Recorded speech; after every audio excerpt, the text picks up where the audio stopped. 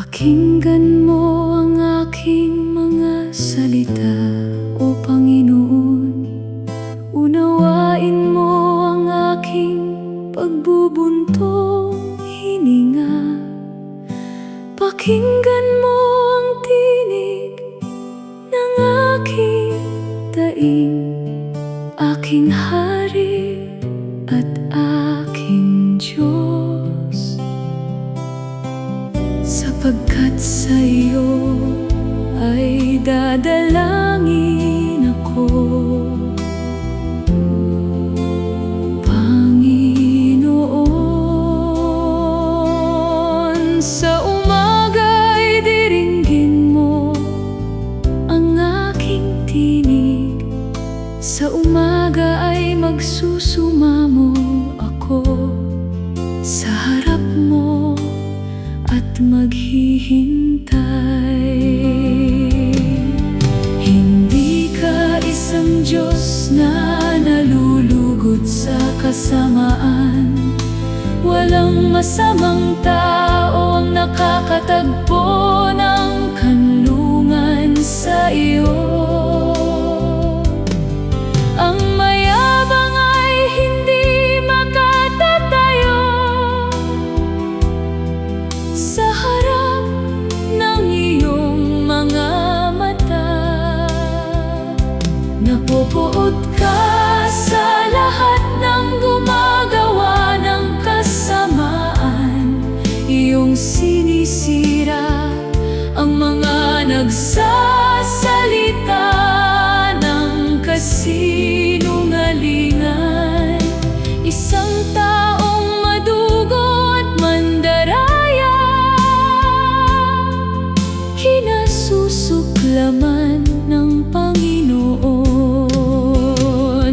Ngunit ako, sa pamamagitan ng kasaganaan ng iyong awa, ay papasok sa iyong bahay. Yuyukod ako sa iyong banal na santuaryo, dahil sa takot sa iyo.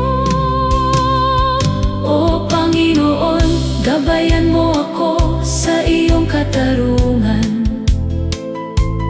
dahil sa aking mga kaaway. Ituwid mo ang iyong daan sa harap ko. Sapagkat walang katapatan sa kanilang bibig, ang kanilang puso ay tiwali. Ang kanilang lalamunan ay isang bukas na libingan. Sa kanilang dila ay mga tusong kasinungalingan. Ipahayag mo silang may sala, Diyos. Ipabagsak mo sila sa sarili nilang mga pakana. Itaboy mo sila dahil sa kanilang maraming kasalanan, sapagkat sila'y naghimagsik laban sa iyo. Sa gayon, lahat ng nagtitiwala sa iyo ay matutuwa at sisigaw sa kagalakan magpakailanman. Iyong iingatan sila at ang mga nagmamahal sa iyong pangalan ay magagalak sa iyo. Sapagkat ikaw, Panginoon, ay pagpalain ng matuwid. Pinalibutan mo siya ng paglingap na parang kalasag. Pakinggan mo ang aking mga salita, O Panginoon. Unawain mo ang aking pagbubuntong hininga. Pakinggan mo ang tinig ng aking daing, aking Hari at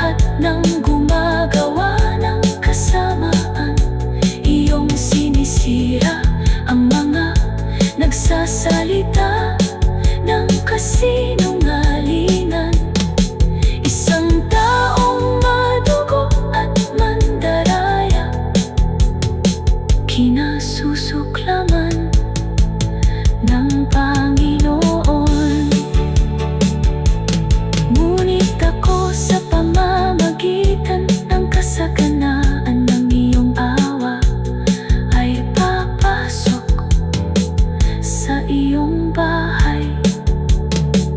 Yuyukod ako sa iyong banal na santuaryo, dahil sa takot sa iyo. O Panginoon, gabayan mo ako sa iyong katarungan, dahil sa aking mga kaaway.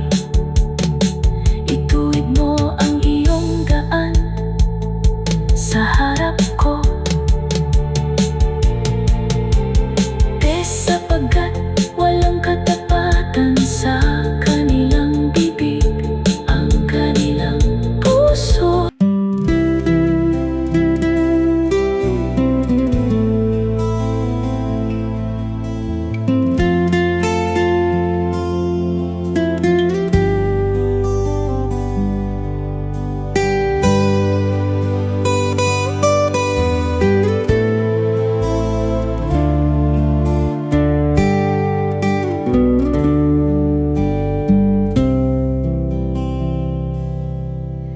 Pakinggan mo ang aking mga salita, O Panginoon.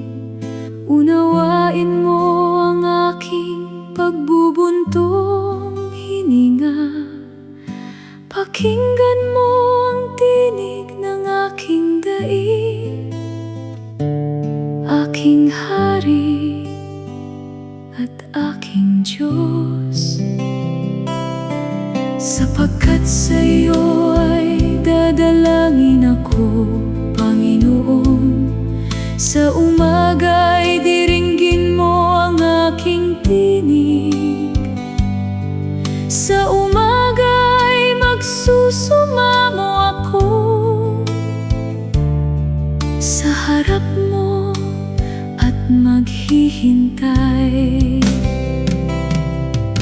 Hindi ka isang Diyos na nalulugod sa kasamaan. Walang masamang tao ang nakakatagpo ng kanlungan sa iyo. Ang mayabang ay hindi makatatayo sa harap ng iyong mga mata. Napopoot ka sa lahat ng gumagawa ng kasamaan. Iyong sinisira ang mga nagsasalita ng kasinungalingan. Isang taong madugo at mandaraya, kinasusuklaman ng Panginoon. Sa pamamagitan ng kasaganaan ng iyong awa ay papasok sa iyong bahay. Yuyukod ako sa iyong banal na santuaryo, dahil sa takot sa iyo. O Panginoon, gabayan mo ako sa iyong katarungan, dahil sa aking mga kaaway. Ituwid mo ang iyong daan sa harap ko. Sapagkat walang katapatan sa kanilang bibig, ang kanilang puso ay tiwali. Ang kanilang lalamunan ay isang bukas na libingan. Sa kanilang dila ay mga tusong kasinungalingan. Ipahayag mo silang may sala, Diyos, ipabagsak mo sila sa sarili nilang mga pakana. Ikaw Itaboy mo sila dahil sa kanilang maraming kasalanan, sapagkat sila'y naghimagsik laban sa'yo. Sa gayon, lahat ng nagtitiwala sa iyo ay matutuwa at sisigaw sa kagalakan magpakailanman. Iyong iingatan sila at ang mga nagmamahal sa iyong pangalan ay magagalak sa iyo, sapagkat ikaw, Panginoon, ay pagpalain ng matuwid. Pinalibutan mo siya ng paglingap na parang kalasak. Pakinggan mo ang aking mga salita, O Panginoon.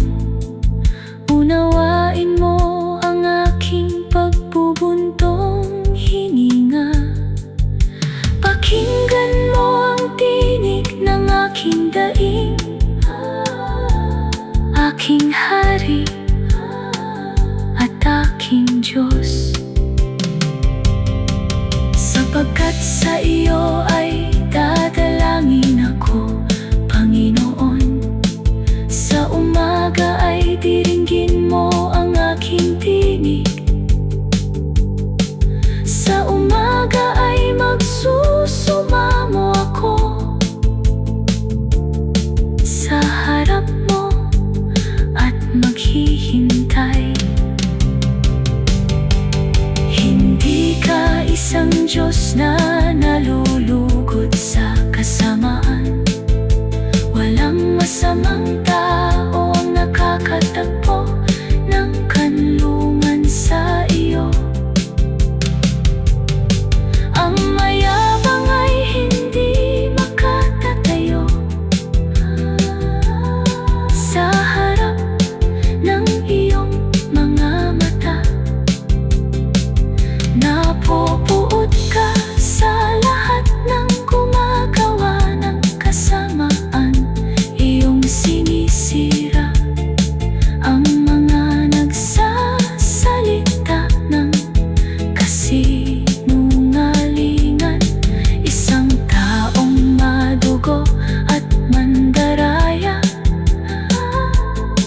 kinasusuklaman ng Panginoon. Ngunit ako sa pamamagitan ng kasaganaan ng iyong awa ay papasok sa iyong bahay. Yuyukod ako sa iyong banal na santuaryo. Dahil sa